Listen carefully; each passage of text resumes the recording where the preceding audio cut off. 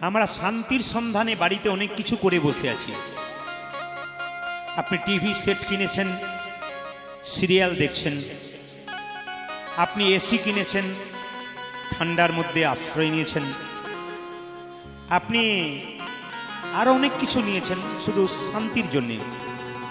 কিন্তু আপনাদের কাছে আমার প্রশ্ন আছে, সত্যি কি আপনারা শান্তি পাচ্ছেন? শান্তি হচ্ছে একমাত্র হরি নামে।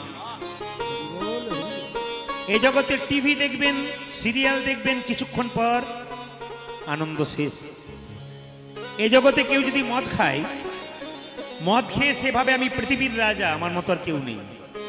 কিন্তু মদ খেতে খেতে আনন্দ পেতে পেতে লাংস, কিডনি, লিভার এক সময় নষ্ট হয়ে যাবে, নিরানন্দের সাগরে পৌঁছাবে। কিন্তু হরিনাম এমন একটা মদ, এ প্রথমে কারো আনন্দ লাগে না, কিন্তু আনন্দ পেতে পেতে পেতে পেতে এক সময় পরমানন্দ গোবিন্দের, যার আনন্দ কোনোদিন শেষ হয় না। আর সেই আনন্দটা দিয়ে গেলেন কে? স্বয়ং মহাপ্রভু। তিনি এলেন কখন? 1486 খ্রিস্টাব্দে দোল পূর্ণিমার দিনে। মায়েরা, বাচ্চাদের আপনারা যীশু খ্রিস্টের জন্মদিনে কেক কিনে আনেন। সব মায়েরা বাচ্চাদেরকে শিখিয়ে দেয় আজকে বড়দিন, কেক খেতে হয়, কেক কাটতে হয়। আমি যীশু খ্রিস্টকে মানব না তা বলবো না, কিন্তু আমাদের ঘরের ভগবানকে আমরা চিনলাম না। কবে মহাপ্রভু জন্ম নিল তাতে বাচ্চাও জানে না, বাচ্চার মাও জানে না। এইটা আমাদের সবচেয়ে দুঃখের ব্যাপার। হিন্দু সনাতন ধর্মকে বাঁচানোর জন্য কীর্তন কমিটির কর্মকর্তারা অক্লান্ত পরিশ্রম করে যে হরিবাসর তৈরি করেছে, সেই সনাতন ধর্মকে রক্ষা করার দায়িত্ব আমাদের প্রত্যেকের আছে। এই জন্য মহাপ্রভু এলেন 1486 খ্রিস্টাব্দে দোল পূর্ণিমার দিনে 23শে ফাল্গুন। আনলেন কে? অদ্বৈত প্রভু। কিভাবে আনলেন? গঙ্গা জলে তুলসী পত্র দিয়ে প্রভুকে আহ্বান করলেন। আমার একটা নিবেদন রইল, কীর্তন চলাকালীন যদি কেউ কোনো গল্প করে বা কোনো কথা করে, উনি যেটা নেবার জন্য এখানে এসেছেন ওটা না নিয়ে উল্টোটা নিয়ে যাবেন। আপনারা এখানে বসেছেন কেন? হরি কথা শুনে পুণ্য সঞ্চয় করে বাড়ি যাবেন। কিন্তু হরি কথা শুনতে এসে কোনো ব্যক্তি বা কোনো ভক্তিমতী মা যদি অন্যের কথায় কান দেয় বা গল্প করে, তাহলে উনি পুণ্য বাদ দিয়ে উল্টোটা মানে পাপ সঙ্গে নিয়ে যাবেন। কৃষ্ণ যখন কারাগারে জন্ম নিয়েছিল কংসের, যখন জন্ম নেয় নাই তখন কারাগারটা অন্ধকার ছিল, কিন্তু যখন জন্ম নিল কারাগার আলো হয়ে গেল। এখানে তত্ত্ব কি বোঝালো? যার কানে কৃষ্ণ নাম কোনোদিন ঢোকে নাই, তার হৃদয় কারাগার চিরকাল অন্ধকারই থেকে যায়। আর যিনি কৃষ্ণ কথা, হরি কথা শ্রবণ করেন এবং বলেন, তার যে হৃদয় কারাগার চিরকাল আলোকিত। আপনারা যারা কীর্তন শুনতে এসছেন প্রত্যেকের হৃদয় কারাগার আলোকিত হয়ে যাবে। মায়েরা, বিপদে পড়বেন তখন ভগবানের মন্দিরে গিয়ে কাঁদবেন। তখন কাঁদবেন কেন? এখন থেকে কাঁদুন, উনি আপনার জন্য হয়ে থাকবেন। এই জন্য সুস্থ থাকতে যিনি ভগবানকে ডাকতে পারেন, অসুস্থ হয়ে গেলেন না ডাকলেও হয়, তিনি আপনার পাশে এসে দাঁড়ান। এই জন্য শক্তি থাকতে ভগবানকে ডাকো, শক্তি হারা হয়ে ভগবানকে ডেকে কোনো লাভ নাই।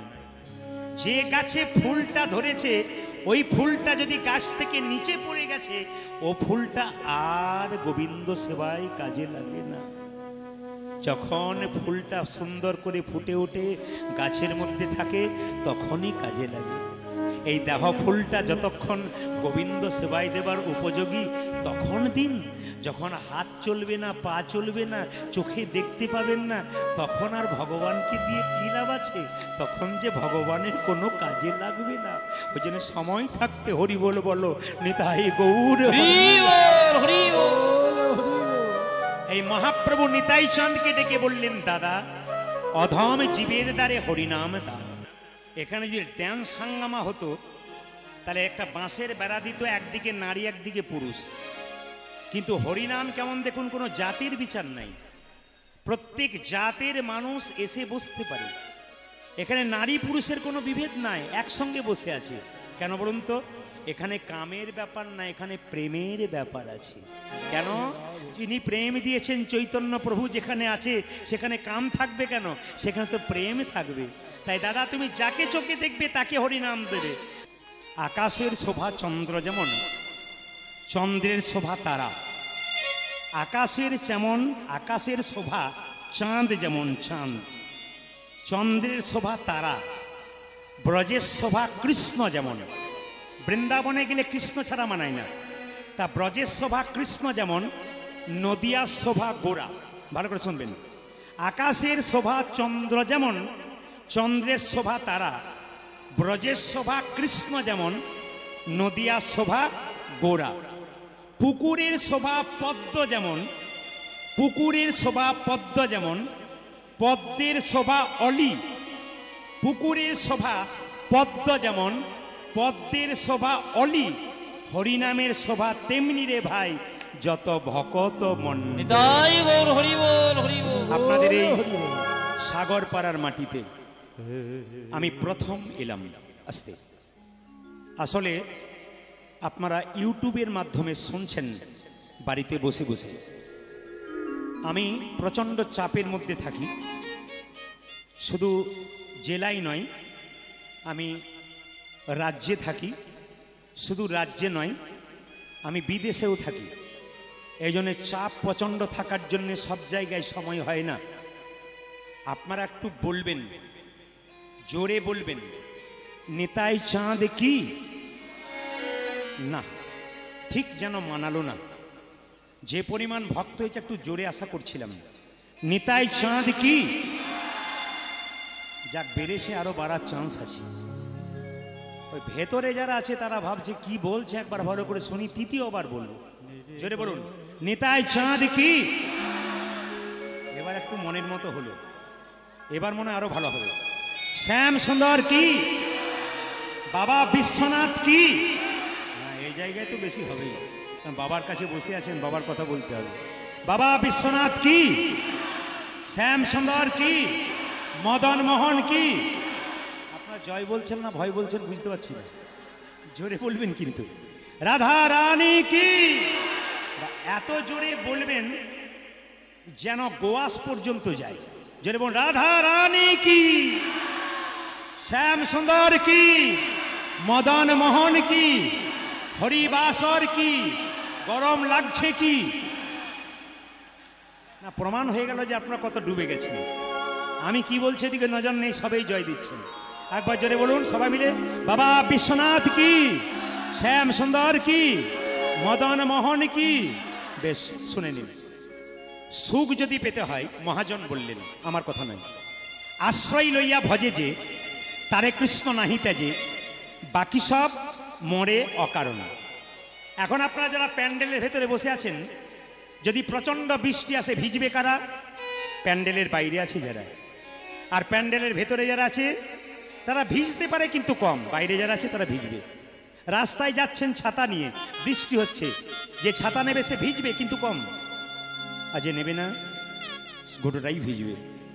ধর্ম হচ্ছে ছাতার মতো, সংসার মাঝে যে ছাতা নামক ধর্মকে সঙ্গে করে যাবে, কষ্ট হবে ঠিক কথা, কিন্তু কম হবে।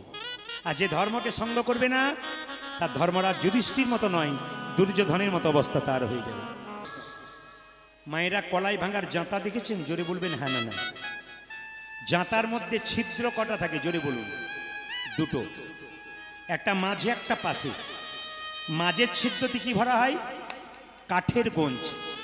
পাশের ছিদ্রতে কলাইয়ের দানাগুলোকে ভরে জাঁতাটাকে বনবন করে ঘুরিয়ে দিলেন। যখন জাঁতাটা তুলে দেখবেন, তখন দেখবেন কিছু কিছু কলাইয়ের দানা ভেঙে ভেঙে গুড়ি গুড়ি হয়ে গেছে, আর কিছু কিছু কলাইয়ের দানা অর্ধেকটা ভেঙেছে, অর্ধেকটা ভাঙেনি। আর কিছু কিছু কলাইয়ের দানা দেখবেন গোটাকে গোটা রয়ে যায়। আচ্ছা মায়েরা, এখানে তত্ত্ব কি বোঝাচ্ছে?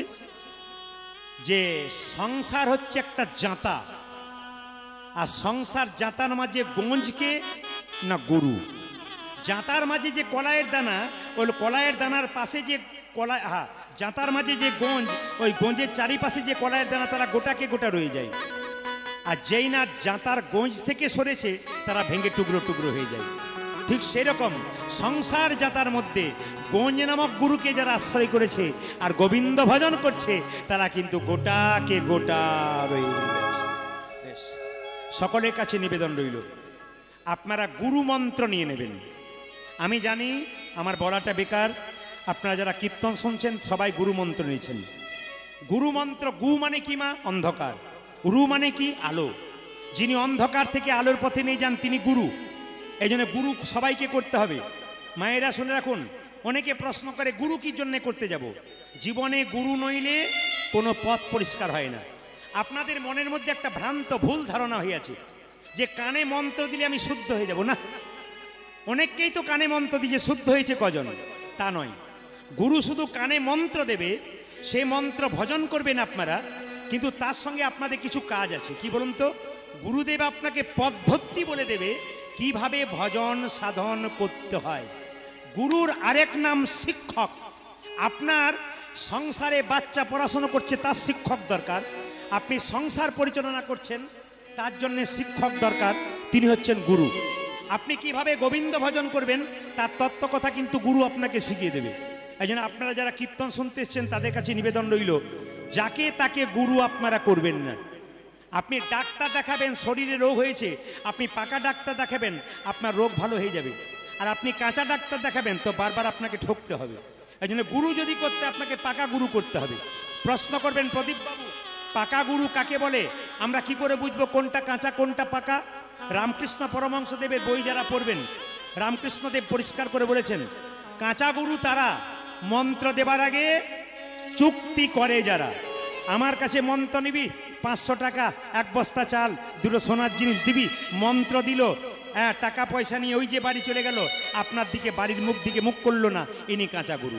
তাহলে পাকা গুরুকে মন্ত্র দেবার সময় চুক্তি করে না, যে বাবা আমি মন্ত্র নেব, নে, কি দিতে হবে? কিচ্ছু না। কেন? আমি যে তোর বাবা, তুই যে আমার ছেলে, তোর তো সব কিছু আমার, আবার দিবি কি? না ঠাকুর, মন্ত্র নিলে দক্ষিণা দিতে হয়, দিবি তবে দে, কি? তোর ভক্তিটুকু আমার চরণ তলে দি।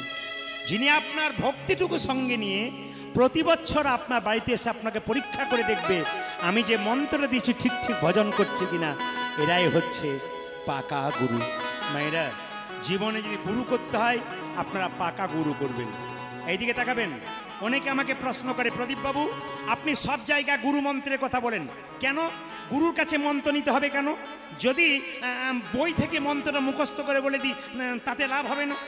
বললাম হবে। তাহলে আমার মন্ত্র নেবার কোনো দরকার নাই, যার কাছে মন্ত্র নেবো টাকা পয়সা দিতে হবে, কি দরকার আছে? মন্ত্র বইয়ে মুখস্থ করে বলে দেবো, হবে না? হবে। তবে গুরুর কাছে নিলে যা হবে বই পড়ে তা হবে না। বলে প্রমাণ কি? এ প্রশ্ন করেছিল কে? রামকৃষ্ণদেবের একজন পরম শিষ্য, তিনি হচ্ছেন বিবেকানন্দ। তিনি দক্ষিণেশ্বরে কালীঘাটে বসে আছেন, রামকৃষ্ণদেব এবং বিবেকানন্দ দুজনে বসে আছেন। বিবেকানন্দ প্রশ্ন করছে একই প্রশ্ন, ঠাকুর মন্ত্র নিতে যাব কেন? গুরুকে অনেক কিছু দিতে হবে, তুমি আমাকে বলে দাও যে বইতে মন্ত্র লেখা আছে সেই বইটা থেকে মন্ত্রটা পড়ে আমি মুখস্থ করে বলে দেবো। ঠাকুর বলল সবেই হবে রে, বই থেকে মুখস্থ করলেও হবে আর গুরুর কাছে মন্ত্র নিলেও হবে। তবে দুটোর মধ্যে তফাৎ কি জানিস? বলে কি? গঙ্গার ঘাটে বসে আছে, দূরে একটা নৌকা আসছে, একটা ডিঙ্গি নৌকা আসছে। বলছে ওটা কি? বলে ডিঙ্গি নৌকা। ওর পেছনে একটা কি আসছে? স্টিমার আসছে। আচ্ছা বলতো ওই ডিঙ্গি নৌকাটা এখান থেকে চন্দননগর যেতে কত লাগবে সময়? বিবেকানন্দ বলল কেন? সময় লাগবে 3 ঘন্টা। আচ্ছা স্টিমারের সময় কত লাগবে? বলছে মোটামুটি 1 ঘন্টা। আচ্ছা বলতো ডিঙ্গি নৌকাটাকে যদি স্টিমারের সঙ্গে বেঁধে দেওয়া হয় তবে ডিঙ্গি নৌকাটা কত সময়ে যাবে? বলে স্টিমার যত তাড়াতাড়ি যাবে ডিঙ্গি নৌকা তত তাড়াতাড়ি যাবে। গুরুরূপী স্টিমারের সঙ্গে আমাদের দেহরূপী ডিঙ্গি নৌকা যদি একবারে বেঁধে দিতে পারি, নিতাই গৌর হরি বল বলে আমাদের তাই মহাপ্রভু কি করলেন? প্রত্যেকটা জীবের দ্বারে হরিনাম দিলেন। নিতাই চাঁদকে নিয়ে হরিনাম দিচ্ছে, আর নিতাই চাঁদ বলছে তোমরা লও রে কি শরীর প্রেম, নিতাই ডাকে আই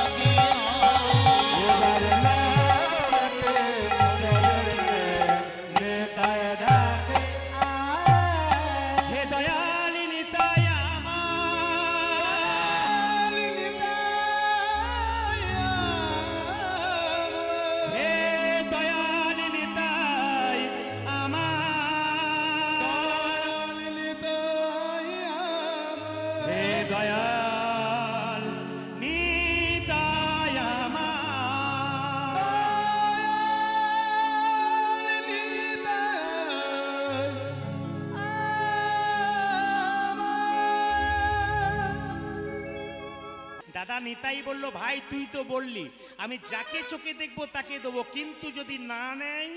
মহাপ্রভু কত সুন্দর পথ বলল, দাদা যদি কেউ হরিনাম না নেয় তবে একটা কাজ করো, কি? প্রথমে ধরিবে হাতি, যদি না চাই নাম নিতে। প্রথমে ধরিবে হাতি, যদি না চাই নাম নিতে। প্রথমে ধরিবে হাতি, যদি না চাই নিতাই গৌর।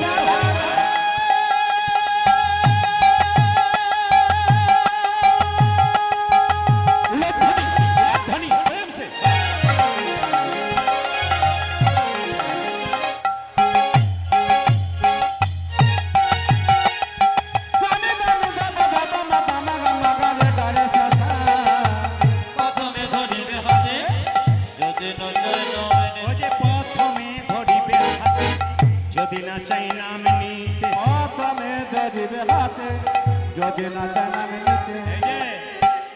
হাতে ধরে বলবে হরি, হাতে ধরে বলবে হরি, বলাবে হরি বলবে হরি, হাতে ধরে বলবে তুমি বলাবে হরি বলবে হরি, হাতে ধরে বলবে হরি। বলাবে হরি বলবে হরি, হাতে ধরে বলবে হরি।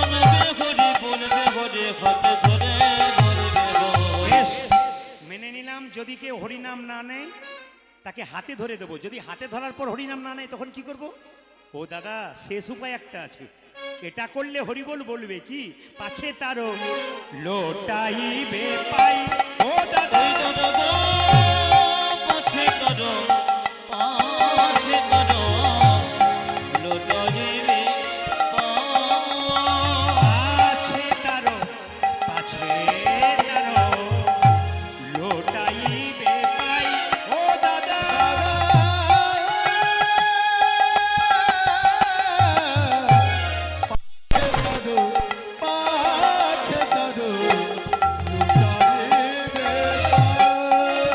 পায়ে ধরে বলিবে হরি হরি বল।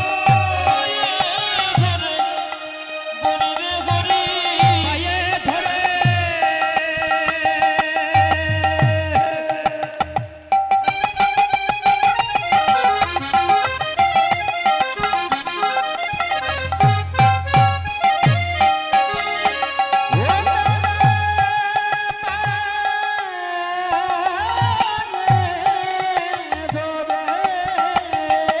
ও যে পায়ে ধরে বলিবে হরি,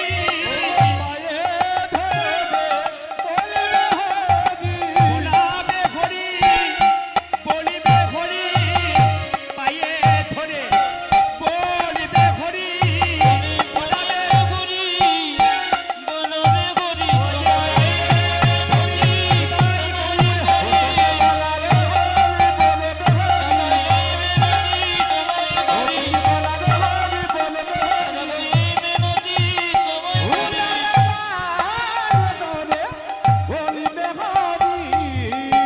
পাছে তারো, পাছে তারো লোটাইবে পাই।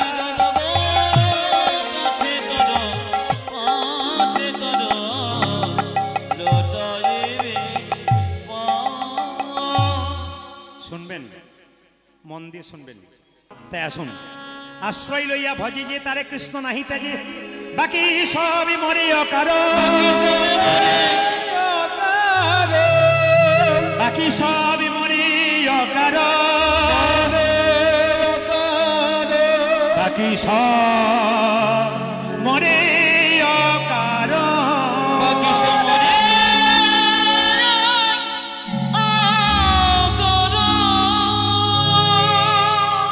হরে কৃষ্ণ। কিভাবে দেব? তুমি যাকে চোখে দেখবে তাকেই হরিনাম দেবে। শোনো দাদা, নয়নে দেখিবে যারি, কৃষ্ণ নামে দেবে তার। নয়নে দেখিবে যারে, কৃষ্ণ নামে দেবে তারে। নয়নে দেখিবে যারি, কৃষ্ণ নামে দেবে তার। কৃষ্ণ নামে দেবে ও মায়েরা, এইদিকে এইদিকে। শুধু যদি আপনি চুপচাপ কীর্তন করেন তাহলে আপনার হলো, আর যদি জোরে জোরে কীর্তন করেন আপনার তো হলো। যে কোনো দিন শোনে নাই, যে যদি শোনে তারও হয়ে গেল। এই জন্য মহাপ্রভু বলছে যে আমায় ডাকে সে আমার ভক্ত, কিন্তু যে আমায় ডাকে আমার ভক্তকে ভালোবাসে সে হলো শ্রেষ্ঠ ভক্ত। আপনার একার হয়ে গেলে হবে না, যেন সবার হয় তার জন্য চেষ্টা করতে হবে। মহাপ্রভু যে পথটা আমাদের শিখিয়ে দিয়ে গেছেন ওটা আপনি একা করবেন তা নয়, আপনার দ্বারা যেন আরও 5 জন করতে পারে তার চেষ্টা করবেন। তাই নিতাই চাঁদকে বলল, দাদা তুমি যাকেই চোখে দেখবে তাকেই হরিনাম দেবে, নয়নে দেখিবে যারে কৃষ্ণ নামে দেবে তারে, নয়নে দেখিবে যারে কৃষ্ণ নামে দেবে ও তারে, যে নয়নে দেখিবে যারে কৃষ্ণ নামে দেবে তারে, নয়নে দেখিবে তারে কৃষ্ণ নামে দেবে তারে। সাবধান যেন জাতির বিচারে করো না যেন জাতির বিচারে করো না ও যেন জাতির বিচার করো না দাদা, যারে দেখবে নাম দেবে জাতির বিচারে করো না ও তো জানে দেখবে নাম দেবে জাতির বিচার করো না দাদা। যারে দেখবে নাম দেবে জাতির বিচারে করো না তুমি যারে দেখিবে নামে দেবে যাদের বিচার করো না দাদা। কিছু মনে করবেন না, ডাক যদি সঠিক হয় ভগবান কি না এসে থাকতে পারে? অদ্বৈত প্রভু গঙ্গা জলে তুলসী পত্র দিয়ে মহাপ্রভুকে ডাকছেন, এসো গৌর হরি, তুমি এসো গৌর হরি। ভগবানকে ডাকার সময় একটু উলুধ্বনি দিতে হয়। প্রত্যেকে সবাই মিলে জোরে উলুধ্বনি দিয়ে আজকের মন্দিরকে আলোড়িত করে তুলুন। এসো গৌর হরি, তুমি এসো গৌর হরি, তুমি অকুলের কান্ডারি, তুমি অকুলের কান্ডারে, সচন্দন তুলসী দিয়া তোমার চরণ সেবা করি, নিতাই গৌর